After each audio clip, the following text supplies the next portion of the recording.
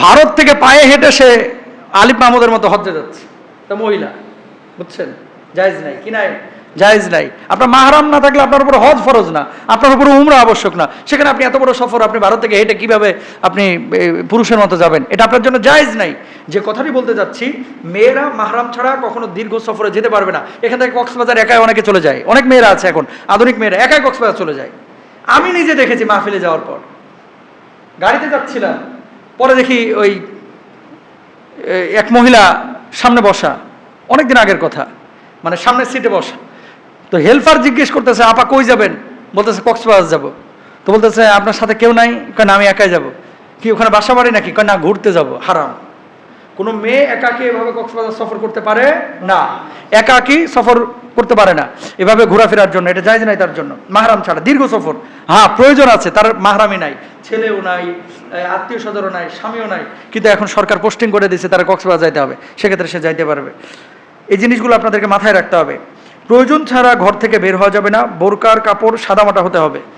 বোরকার কাপড়টা এখন এমন হয়ে গেছে, টাকা তো আপনারাই দেন, এমন কিছু কাপড় আমরা ব্যবহার করছি যেগুলো আপনার ওই এত মনে শাড়িতেও ভালো বোরকা হইতো, পর্দা হইতো, মানে ফ্যাশন ফ্যাশন করতে, বাদুর বোরকা, জিন বোরকা, পেঁচা বোরকা, কত যে বোরকা বাইর হয়েছে।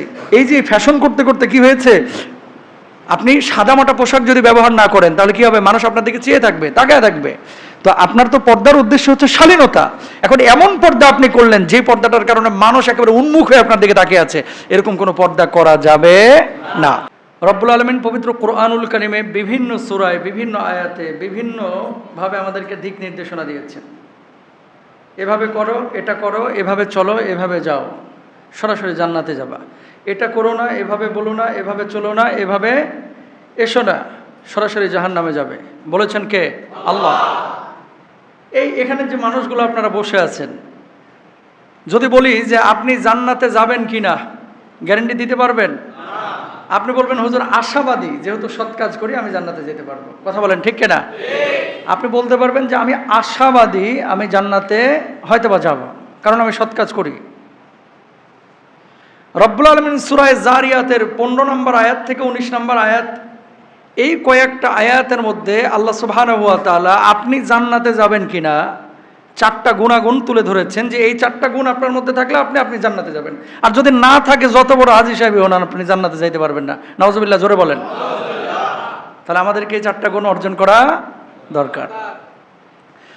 রব্বুল আলামিন কি বলছেন খেয়াল করেন, আখিযিনা মা আতাহুম রাব্বুহুম ইন্নাহুম কানু ক্বাবলা যালিকা মুহসিনিন।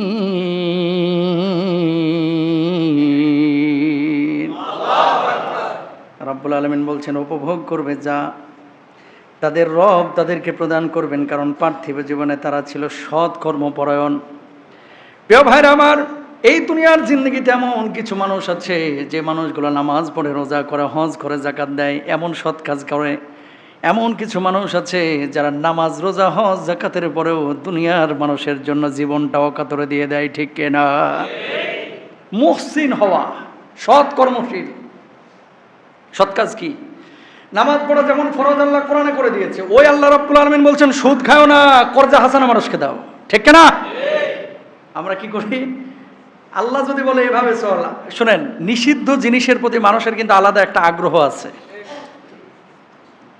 যারা মদ খাইছেন গোপনে জীবনে একবার, আল্লাহ মাফ করুক, এখানে অনেকে হয়তো থাকতে পারেন, বা 2-1 সিপাচাপাই থাকতে পারে যে হুজুর একবারে 1 ঢোক মারছিলাম টেস্ট নেওয়ার জন্য।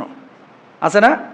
মদের চাইতে টেস্টের জিনিস বহুত আছে পৃথিবীতে, বুঝছেন, বহুত আছে, কিন্তু এই জিনিসটার প্রতি মানুষের একটা আগ্রহ আছে। আচ্ছা, মদ কি মিষ্টি নাকি টক, ঝাঁঝালো নাকি তিতগুটে নাকি তিতা, এরকম একটা মানুষের ভিতরে একটা আগ্রহ বা কিউরিসিটি আছে।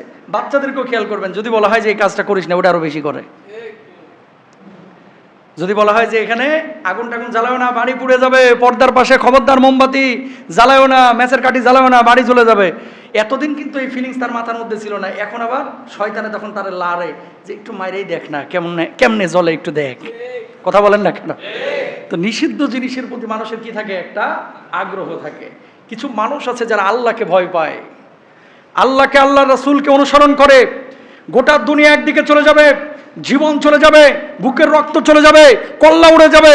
মানুষ আল্লাহ রাব্বুল আলামিন যে জিনিসগুলো মানুষের মধ্যে হারাম করেছে, এই হারামের মধ্যে জড়াইবে না, তারাই হচ্ছে আসলে ইমানদার। ঠিক কিনা? কে কি বলতেছে এটা দেখার টাইম নাই। বিপদে যখন পড়বেন ছেলেও কিন্তু আপনারা চিনবে না, কথা কয় না। ওই যে দেখতেছেন না, এক ছাগলে কত কি করে হেলাইলো, বুঝেন নাই? ছেলে কয় আব্বার আমি ছাড়বো না, মেয়ে আবার কয় আব্বার আমি ছাড়বো না। ছেলে বলল যে উনি আমার আব্বা, বাপে বলতেছে না এটা আমার ছেলে না। কি যে একটা খেলা তামাশা। আর এই কথাগুলো তো আল্লাহ আগেই কোরআনে বলে দিয়েছে। কি রব্বুল আলামিন বলছেন, আল মালু ওয়াল বানুনা জিনাতুল হায়াতিদ দুনিয়া।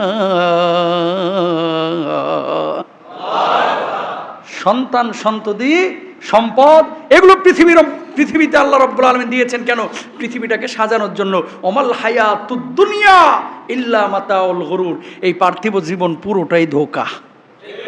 কথা কোন ঠিক না? আচ্ছা ভাই একটা কথা বলি আপনারে, খুব মনোযোগ দিয়ে শুনবেন। স্ট্রেট ফরওয়ার্ড কথা বলা ভালো। টাকা যে আপনি কামাচ্ছেন বা আমি কামাচ্ছি বা আরেকজন কামাচ্ছে, টাকা কি সব নিজে খাওয়ার জন্য কামাচ্ছেন? কয় টাকা ভোগ করেন আপনি? বরঞ্চ আপনি যা সঞ্চয় করছেন খেয়াল করে দেখেন। ধরেন আপনি 10 কোটি টাকা কামাইছেন বা 10 লক্ষ টাকা কামাইছেন, আপনি 2 লাখও ঠিক মতো খাইতে পারেন না। হয় জমে, না হলে ভোগ করে বউ, না হলে ভোগ করে সন্তান, না হলে জামাই, না হলে ভাই, ভাইয়ের বেটা, এইভাবে কোনোভাবে কিন্তু চলে যাচ্ছে।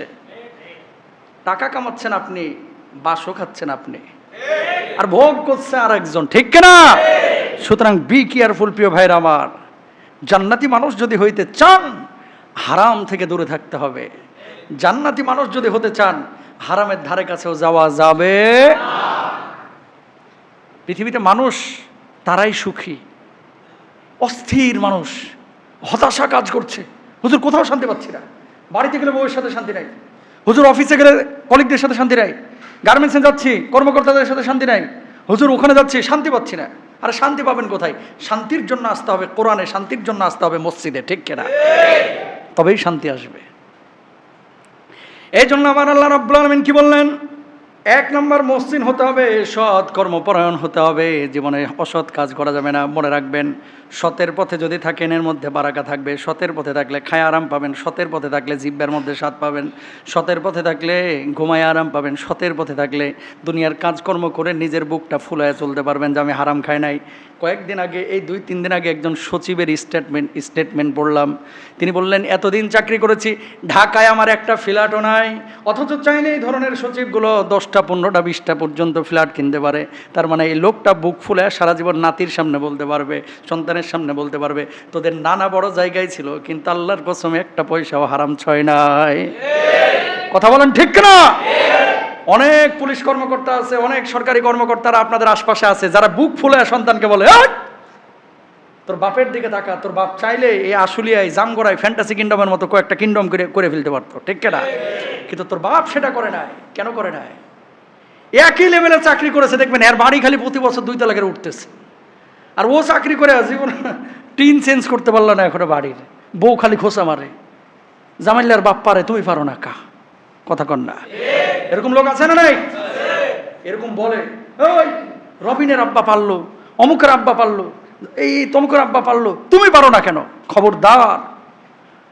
তার হৃদয়টা দুনিয়ার জিন্দেগিতে হয়তো বা টাকা পয়সা সে কামাইতে পারতেছে না, এখানে হয়তো বা তার টাকার পয়সার দিক থেকে তার মান সম্মান নাই, আল্লাহর আরশে তার ইজ্জত আল্লাহ রাব্বুল আলামিন এমন দিয়েছেন, তার ইন্তেকালের পরে তার রূহটা নিয়ে কাড়াকাড়ি শুরু হয়ে যাবে। ঠিক কিনা?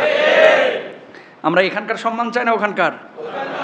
এই জন্য প্রিয় ভাইরা আমার, জীবনে কখনো খারাপ কোনো কিছুর দিকে মানসিকতা দিবেন না, অসৎ কোনো কিছু অর্জন করবেন না, সব সময় সতের সাথে থাকবেন।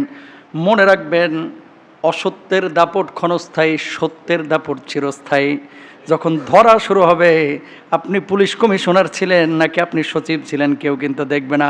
চারিদিক থেকে বিপদ আসবে, সবাই আপন আপন আপনার পাশ থেকে সরে যাবে। ঠিক কিনা? এই যে সমস্ত লোকগুলো ঘুষের প্রলোভন দেখাইছে, এদের বিপদে কি এই ঘুষখোরগুলো আসে? যারা দিছে এরা কি কেউ আসে? না। সমাজে মুখ দেখানো যায় না ভাই। এজন্য সৎ জীবনযাপনের মধ্যে আলাদা একটা মজা আছে। ধরেন বাড়িতে আজকে যে আপনারা হয়তো অনেক আলু ভর্তা ডাল খাবেন, পেঁয়াজ মরিচ দিয়ে মাখায়া কসলায় হয়তো একটা তরকারি খাবেন বানায়া, এটার ভিতরে আলাদা একটা মজা আছে যে আমি হালাল খাচ্ছি। আর যেটা হারামখোর, আজকে পোলাও রোস্ট খাবে, এটা চিন্তা করবে যে খাচ্ছি পোলাও রোস্ট, খাবারটা তো পেটের মধ্যে হালাল দিতে পারলাম না। খাবে, আরাম পাবে না, এসির বাতাস খাবে, শান্তি পাবে না। কারণ শান্তি টাকার মাধ্যমে আসে না, টাকা শান্তি আসে আসমান থেকে, আসমান থেকে, আসমান থেকে, ঠিক কিনা? সুতরাং 1 নম্বর জান্নাতি মানুষের বৈশিষ্ট্য হচ্ছে মানুষটা কি হবে? সৎ কর্মশীল হবে, সৎ কর্মশীল, অসৎ কর্মশীল হবে না।